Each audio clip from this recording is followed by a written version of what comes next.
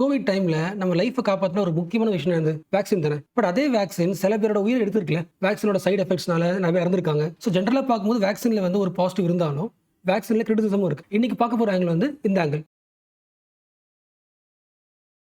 First தெரிஞ்சுக்க வேண்டியது vaccine மேல வைக்கிற கிரிட்டிசிசம்ஸ் என்ன. அதில் ஃபர்ஸ்ட் முக்கியமான பாயிண்ட், சில பேர் வேக்சின் போட்டு இறந்துருக்காங்க. ரொம்ப முக்கியமா ஆன்டி ரேபிஸ் வேக்சின் போட்டு நிறைய பேர் இறந்துருக்காங்க. இது first point. And second point, ஒரு வேக்சினை போடுறதுக்கு முன்னாடி அந்த வேக்சின்ல இந்த வேக்சின் போட்டா என்னென்ன சைடு எஃபெக்ட் வரும், எந்த வேக்சின்லையுமே என்ன சைடு எஃபெக்ட்ஸ் வரும்னு சொல்லிட்டு கிளியரா மென்ஷன் பண்றது இல்ல. ரொம்ப முக்கியமானது, பப்ளிக்ல மக்களுக்கு வேக்சின் போடுறதுக்கு முன்னாடி டெஸ்ட் பண்ணுவாங்கல்ல. நிறைய பேருக்கு இந்த வேக்சின் போட்டு டெஸ்ட் பண்ணிப்பாங்க. அது பேர் என்ன? Clinical trial. இந்த கிளினிக்கல் ட்ரையலோட ரிப்போர்ட் முக்கியம் இல்ல. இந்த ரிப்போர்ட் ஆன்லைன்ல இருக்க மாட்டேங்குது. There is no transparency. ஓரளவுக்கு புரிஞ்சுல. கிளினிக்கல் ட்ரையல் சம்பந்தப்பட்ட டேட்டா டாக்குமெண்ட்ஸ் எதுவுமே ஆன்லைன்ல பப்ளிக் அசஸ்க்கு அலோ பண்ண மாட்டேங்கிறாங்க. There is no public access on datas regarding the clinical trial. இப்போ அடுத்து இப்படி யோசிங்களேன், இந்த டாக்குமெண்ட் தான் இல்லை. அப்போ அட்லீஸ்ட் என்ன பண்ணணும்? மக்களுக்கு அந்த வேக்சின் போடும்போதாச்சு ஒவ்வொரு மக்கள்கிட்டயும் என்ன காம்ப்ளிகேஷன் ஏற்படுது, இந்த காம்ப்ளிகேஷன் மானிட்டர் பண்ணலாம்ல. வேக்சினோட காம்ப்ளிகேஷன்ஸை மானிட்டர் பண்றதுக்கு எதுவுமே கிடையாது. மானிட்டரிங் கிடையாது. ஒருவேளை இந்த வேக்சின் போட்டு இவங்க இறந்து போயிட்டாங்கன்னா அவங்களுக்கு தர வேண்டிய காம்பன்சேஷன் இருக்குல்ல, காம்பன்சேஷன் பத்தியான ப்ராப்பர் ரூல்ஸும் கிடையாது. இது எல்லாம் தான் வேக்சின் சம்பந்தப்பட்ட கிரிட்டிசிசம்.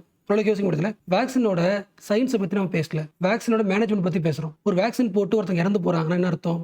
அந்த வேக்சினை ப்ராப்பராக மேனேஜ் பண்ணல, மானிட்டர் பண்ணல, அதை அப்ரூவ் பண்ணுறாங்களே அந்த ஆஃபீஸர் சரியாக ஒர்க் பண்ணல, கரெக்டாக இருக்கலாம். அப்புறம் வேக்சினோட சயின்ஸை பற்றி பேசல, வேக்சினோட பாலிசி பற்றி பேசுகிறோம். ஓரளவுக்கு புரியுதுல. வேக்சினை கண்ட்ரோல் பண்ணுறதுக்கு ரெகுலேட் பண்ணுறதுக்கு அவங்க இருப்பாங்களே, இந்த ரெகுலேட்டர்ஸ் என்ன பண்ணுறாங்க? ரெகுலேட்டர்ஸோட மெயின் பர்பஸ் என்ன?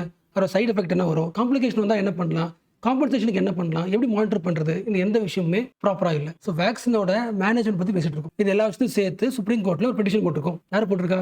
கேரளால ஒரு குரூப். ரொம்ப சிம்பிளா சொல்லணும்னா, we trust the vaccine, we trust the science of vaccine, okay, but we don't trust the current system. The vaccine regulate பண்ற central drug standard control organisation, central drug standard control organisation. இந்த organisation ஒர்க்கை வந்து நாங்கள் believe பண்ணல. அதனால நாங்கள் என்ன பண்றோம்? சுப்ரீம் கோர்ட்ல பெட்டிஷன் போடுறோம். பட் இதுல ஒரு ப்ராப்ளம் இருக்கு. சுப்ரீம் கோர்ட்ன்றது ஒரு ஜுடிஷியரி, அங்க சயின்டிஃபிக் எக்ஸ்பர்டைஸ்ல இருக்க மாட்டாங்க. என்ன சொல்ற புரிஞ்சா? வேக்சின்ன்றது ரியாலிட்டியில டெய்லி நிறைய பேர் போடுறாங்க. நிறைய நோய்க்கு நிறைய வேக்சின் போட்டுருக்காங்க. ரியாலிட்டி நடந்துகிட்டே இருக்கு. பட் நீங்க ஒரு விஷயத்தை வந்து கோர்ட்டுக்கு எடுத்து போயிட்டீங்கன்னா அந்த கோர்ட்டில் இருக்கிறவங்க சயின்டிஃபிக்காவும் இல்லை, அட் த சேம் டைம் வேக்சினை பற்றியான தீர்ப்பு வரதுக்கு டிலேவும் ஆகும். பாலிசி சரியில்லை, மேனேஜ்மெண்ட் சரியில்லைன்னா அதை உடனடியாக பார்க்க வேண்டியது யாரு? பார்லிமெண்ட்டும் கவர்மெண்ட்டும். பார்லிமெண்ட்டும் கவர்மெண்ட்டும் தானாக முன் வந்து எல்லா கிரிட்டிசிசத்தையும் என்ன பண்ணும்? சரி பண்றது ஒரு பாலிசி போடணும். சுப்ரீம் கோர்ட் கிட்ட அப்படி விட்டுறக்கூடாது. ஒரு சைட்ல மக்கள் என்ன பண்றாங்க? வேக்சின் ரெகுலேஷனை கிரிட்டிசைஸ் பண்றாங்க. அண்ட் இன்னொரு சைட்ல இந்த வேக்சின் கம்பெனிஸ் இருப்பாங்களே, முக்கியமா சீரம் இன்ஸ்டியூட், பாரத் பயோடெக், இவங்க யாரு? கோவிட் ஷீல்டு, கோவேக்சின் எல்லா வேக்சின் உருவாக்கின இன்ஸ்டியூட்ஸ். இவங்க என்ன சொல்றாங்கன்னா சுப்ரீம் கோர்ட்ல இந்த எல்லா கிரிட்டிசிசமும் எங்க கம்பெனி மேல தப்பான பேரை உருவாக்குது. நாங்க வந்து டிஃபேமேஷன் ஃபைல் பண்றோம், ஜேர்னலிஸ்ட் மேல, ஆக்டிவிஸ்ட் மேல டிஃபேமேஷன் ஃபைல் பண்ணிருக்கோம். அண்ட் இவங்க பாயிண்ட்டை கேட்டுக்கிட்டு கோர்ட் என்ன பண்ணிடுச்சு? டெம்பரரியா பப்ளிக்ல வேக்சினை பத்தி கிரிட்டிசிசம் பண்ணாதீங்க.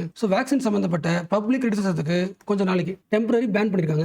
இதெல்லாம் தான் அப்டேட்ஸ். பட் இப்போ பார்க்க போறது where is the problem? Root of the problem யாரு? CDSCO. இவர்தான் யாரு? சென்ட்ரல் லெவல்ல ட்ரக்கோட ஸ்டாண்டர்டை கண்ட்ரோல் பண்ற ஆர்கனைசேஷன். நம்மளோட கம்ப்ளைண்ட், இந்த ஆர்கனைசேஷன் டிரான்ஸ்பரன்சி ஒர்க் ஆக மாட்டேங்குது. ஃபார் எக்ஸாம்பிள், இந்த ஆர்கனைசேஷன்ல ஒர்க் பண்ற எல்லா ஆஃபீஸர்ஸுமே இண்டிபெண்டன்ட் எக்ஸ்பர்ட்ஸ் தான். பட் இதுல ஒர்க் பண்ற யாரோட நேம்னு நமக்கு தெரியாது. தே won't disclose தி நேம் சொல்ல மாட்டாங்க.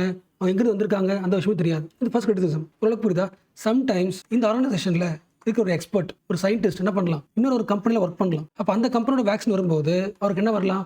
கான்ஃபிளிக்ட் ஆஃப் இன்ட்ரெஸ்ட் வரலாம். கோர் ப்ராப்ளம் என்ன? Transparency is missing. And second important point, எல்லா ஃபார்மா கம்பெனிஸும் வேக்சினை கிளினிக்கல் ட்ரையல் பண்ணதுக்கு அப்புறம் அந்த டேட்டாவை CDSCOக்கு அனுப்புவாங்க. அந்த எல்லா டேட்டாவையும் வாங்கிடுறான், வாங்கிட்டு பப்ளிக்கு காட்ட மாட்டேங்கிறான். அப்போ இவ்வளோ டேட்டாஸ் வந்துருக்கு, ஒவ்வொரு கம்பெனியும் கொடுத்துருக்கு. நீ எந்த கிளினிக்கல் ட்ரையல் அப்ரூவ் பண்ற? அதுக்கு என்ன ப்ராசஸ்? ஏன் அப்ரூவ் பண்ணிருக்க? அந்த எந்த விஷயமும் ஆன்லைன்ல பார்க்க முடியாது. அப்போ அந்த ஆர்கனைசேஷன் அப்ரூவ் பண்ண வேக்சினை நம்ம ஃபாலோ பண்ணுவோம். அவன் எது ஓகேன்னு சொல்றானோ அது உங்களுக்கு வந்துடும். அவன் ஏன் ஓகே சொன்னா, இருக்க சைடு எஃபெக்ட்ஸ் என்ன, அது ஏன் அப்ரூவ் பண்ணாங்க, எந்த விஷயமும் தெரியாது. அப்போ ஒரு சிட்டிசனுக்கு என்ன வேக்சின் போடுறாங்க, அதோட பாசிட்டிவ்ஸ் என்ன, நெகட்டிவ்ஸ் என்ன தெரியாமலே அந்த வேக்சினை அவர் அக்செப்ட் பண்ணிக்கிறாரு. அப்போ என்ன மிஸ் ஆகுது? Informed consent, most important term. கவர்மெண்ட்டோ இல்லை ஏதோ ஒரு டிபார்ட்மெண்ட்டோ உங்களுக்கு ஒரு விஷயம் பண்ணுதுன்னா அதை பற்றியான ஃபுல் இன்ஃபர்மேஷன் கொடுக்க வேண்டியது உங்களோட ரைட்ஸ். அது அப்போ இன்ஃபார்ம்டு கன்சென்ட் இல்லாமலே உங்களுக்கு ஒன்று தராங்கன்னா that is not ethically correct. அப்போ இந்தியாவில் வேக்சின் ரெகுலேஷன் லீகல் பிரின்சிபலை ஃபாலோ பண்ணுறது கிடையாது, எத்திக்கல் பிரின்சிபலை ஃபாலோ பண்ணுறது கிடையாது. அண்ட் இந்த ஈவெண்ட்ல நீ தெரிஞ்சுக்க வேண்டிய இன்னொரு ஃபேக்ட், AEFI கேள்விப்பட்டிருக்கீங்களா? உங்களுக்கு இம்யூனைசேஷன் கொடுத்தாச்சு, வாட் இஸ் இம்யூனைசேஷன்? வேக்சின். அதுக்கப்புறம் உங்களை ஃபாலோ பண்ணுவாங்க. அதாவது அதுக்கப்புறம் உங்கள் பாடியில் என்ன ரியாக்ட் ஆகுதுன்னு என்ன பண்ணும்? ஃபாலோ பண்ணுவாங்களே. Adverse events following immunisation, AEFI, adverse event following immunisation. இது வந்து ஃபார்மசியில் இருக்கிற ஒரு விஜிலன்ஸ் சிஸ்டம். ரொம்ப சிம்பிளா ஃபார்மோகோ விஜிலன்ஸ் சிஸ்டம் சொல்லுவாங்க. இந்த சிஸ்டம் தான் ட்ராக் பண்ணும். ஒவ்வொரு வேக்சினோட இம்யூனைசேஷனுக்கு அப்புறமும் என்ன அட்வர்ஸ் ஈவெண்ட் வருது ட்ராக் பண்ணும். அந்த ட்ராக் பண்ற கைட்லைன்ஸ்லயும் சில மேஜர் கன்சர்ன் இருக்கு. இந்த சிஸ்டம் வந்து பெர்மனன்ட் பாடி கிடையாது, டெம்பரரி. ஒரு வேக்சின் வருதுன்னா மேபி ஒரு வருஷம் ஒர்க் பண்ணலாம், அதுக்கு ஒர்க் ஆகாது. ரெண்டாவது, இவங்களோட பவர் இருக்குல்ல, ட்ராக் பண்ணும்போது அவங்களுக்கு ஒரு லீகல் சப்போர்ட் இருக்கும்ல, எந்த லீகல் பேக்கப்பும் கிடையாது. புரியுச்சா? உங்களுக்கு ஒரு லா சப்போர்ட் இருந்துச்சுன்னா கவர்மெண்ட் கேள்வி கேட்க முடியாது, கவர்மெண்ட் நம்ப முடியாது, கரெக்ட் பண்ண முடியாது. ஸோ லா இல்லாதனால இந்த பாடி இருக்குல்ல, இந்த ட்ராக் சிஸ்டம் இருக்குல்ல, இதோட மெக்கானிசம் இம்ப்ளிமெண்டேஷன் எதுவுமே எப்படி இருக்கு, வீக்கா இருக்கு. அப்போ அப்ரூவ் பண்ற இடத்துல வீக்கா இருக்கு, ட்ராக்கிங் பண்ற இடத்துல வீக்கா இருக்கு. இதெல்லாம் யாருக்கு ஸ்ட்ராங்? ஃபார்மா கம்பெனி செம ஸ்ட்ராங். என்ன ரீசன்? எங்களை தப்புன்னு சொல்றதுக்கு எந்த டேட்டாவும் கிடையாது. there is no solid data against us. and last important point, compensation policy. 2022ல சைதா கேஸ் நடந்துச்சு. கேரளா ஹைகோர்ட் என்ன சொன்னுச்சுன்னா, சென்ட்ரல் கவர்மெண்ட் ஒரு காம்பன்சேஷன் பாலிசி கொண்டு வரணும். அப்படி சொல்லியும் கவர்மெண்ட் என்ன பண்ணல, இது கொண்டு வரல. இன்ஃபேக்ட் அந்த கேஸ் எதிர்த்து சேலஞ்ச் தான் பண்ணுச்சு, அப்பீல் தான் போச்சு. அந்த அப்பீல் ஆகுது, இன்னும் பெண்டிங்ல இருக்கு. பட் ஜென்ரல் ரூல் என்ன? அந்த வேக்சினை யார் கிரியேட் பண்றாங்களோ, யார் விற்கிறாங்களோ, ரொம்ப சிம்பிளா சொல்லணும், மேனுஃபேக்சரர், அவங்க தான் காம்பன்சேஷன் தரணும். ஒரு general rule. So general rule இருந்தும் நிறைய காம்பன்சேஷன் கேஸ் இன்னும் பெண்டிங்ல இருக்கு. ஸோ இவ்வளவு விஷயங்கள்னால பப்ளிக் ட்ரஸ்ட் வந்து வேக்சின் மேல குறைஞ்சிக்கிட்டே இருக்கு. ஸோ இந்த ஆர்டிகல் பேசின பாயிண்ட்ஸ் எல்லாம் தான் இப்போ கம்பெல்லாம் பார்த்தோம்.